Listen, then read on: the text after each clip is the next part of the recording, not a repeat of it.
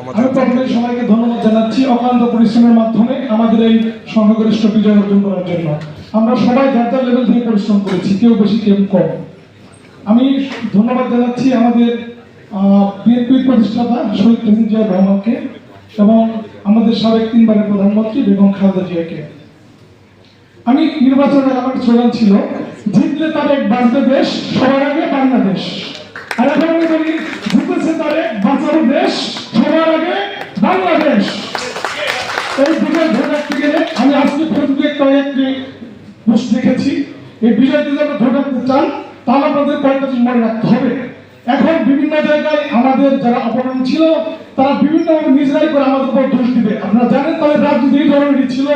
আমরা গত 17 মাস মানসিক যে নির্যাতন ছিল আমাদের একটা পক্ষে, গত 17 বছর আওয়ামী লীগের ফিজিক্যাল টর্চার ছিল, আর গত 17 মাস আমরা মানসিক চাপে ছিলাম।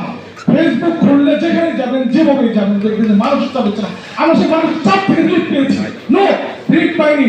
তারা নতুন করে আবার শুরু করবে, মনে রাখবেন। অতএব আমাদের এই বিষয়কে যদি সমুন্নত রাখতে চাই আমাদের এখনো সজাগ থাকতে হবে, এটা মনে রাখবেন। ওনারা নিজেরাই করবে, নিজেরাই চালাবে, আমাদের উপর দোষ দেবে, এটা মনে রাখবেন। এবং তার কিছু শুরু হয়ে গেছে কিন্তু অলরেডি, আপনার খোঁজ খবর নেন, বিভিন্ন এলাকায় শুরু হয়ে গেছে। অতএব সাবধান। যে কথা ছোট ভাই বলেছে, স্বাধীনতা অর্জন রক্ষা করা অনেক কষ্ট, এই বিজয় ধরে রাখা আমাদের জন্য অনেক কষ্টের এবং নৈতিকতার প্রশ্ন। এই বিজয় আমরা ধরে রাখতে না পারলে আমাদের মনে রাখতে হবে বিজয় ধরে রাখা কষ্টকর। অর্থাৎ আমরা চাই সবাই মিলে সম্মিলিতভাবে বিজয় ধরে রাখবো ইনশাআল্লাহ। সবার আগে বাংলাদেশ, সবাই ভালো থাকবেন। Thank you.